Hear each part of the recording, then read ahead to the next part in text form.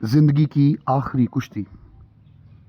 ये वाक़या याकूब के मशरिक़ से वापस कनान आने पर हुआ, जहाँ ईसौ रहता था, और इसका ज़िक्र हमें पैदाइश की किताब में मिलता है। याकूब का ख्याल था कि ईसौ उस पर गज़बनाक है और वो उसे और उसके ख़ानदान को कत्ल कर देगा, और सालों के हासिल पर जो याकूब ने बनाया और कमाया है वो यानी ईसौ उस पर कब्ज़ा कर लेगा। वो इंतहाई खौफज़दा था। सूरत हाल से निमटने के लिए उसने अपनी तदाबीर बनाई, जिसका ज़िक्र हमें पैदाइश की किताब 32वें बाब की 13वीं आयत से 21वीं आयत में मिलता है। और अपने बाल बच्चे, नौकर और माल मवेशी को गौलों में तकसीम करके अपने आगे आगे भेज दिया। खुद वो सबसे पीछे रहा।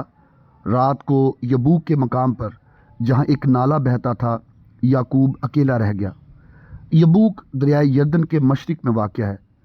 मौजूदा नाम वादी ज़राक या नहर ज़राक या नीला दरिया है। बाइबल मुक़द्दस फरमाती है कि पोप फटते वक्त एक शख्स वहाँ उससे कुश्ती लड़ता रहा। यह कोई मामूली शख्स ना था। कलाम मुक़द्दस उस कुश्ती की तरफ इशारा करते हुए याकूब की बाबत ये कहता है कि वो खुदा के फरिश्ते के साथ कुश्ती लड़ा और गालिब आया, और इसका जिक्र हमें हौसिया की किताब उसके 12वें बाब की 3री और 4थी आयत में मिलता है। बहुत से मुफस्सिरीन के ख्याल के मुताबिक ये शख्स कबलज़ तजस्सुम खुदावंद यीशु मसीह का इजहार है, जो याकूब को बरकत देने आया था। सारी रात कुश्ती में खुदा ने याकूब को गालिब रहने दिया।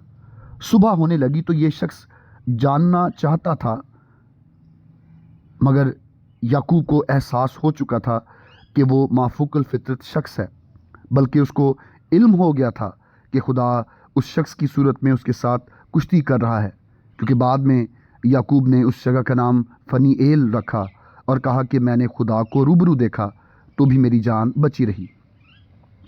मगर याकूब मुसम्मम इरादे किए हुए था कि जब तक वो शख्स उसे बरकत ना दे वो उसे जाने नहीं देगा। हालांकि उस शख्स ने याकूब की रान को अंदर से छूकर उसे बेबस कर दिया था। एक मुसन्निफ आर्थर पिंक अपनी किताब में लिखता है कि रात भर की कुश्ती का दरअसल मकसद ही ये था कि याकूब को बेबसी के उस मुकाम पर लाया जाए जहां वो पहचान ले कि मैं अपनी ताकत में कुछ नहीं हूँ। ये याकूब की ज़िंदगी की आखिरी कुश्ती थी। फिर ज़िंदगी में बेचैन कशमकश की जगह इत्मीनान से भरे एतमाद ने ले ली। बहुत से खादिम और ईमानदार उस मुकाम पर अपनी सारी उम्र पहुंच नहीं पाते और अपनी अकल, इल्म, तजर्बा की ताकत में ज़िंदगी गुजारते रहते और ख़िदमत भी करते रहते हैं। मूसा को उस मुकाम तक पहुंचने के लिए 40 साल बियाबान में भेड़ों की चौपानी करनी पड़ी, जब तक उसमें एक चरवाहे का दिल पैदा ना हो गया। दाऊद बादशाह को उस मुकाम तक पहुंचने के लिए कई साल बियाबानों, गारों में भागना पड़ा, ख़तरों का सामना करना पड़ा, जब तक उसे पहचान ना मिली कि खुदा की ताकत ही सब कुछ है।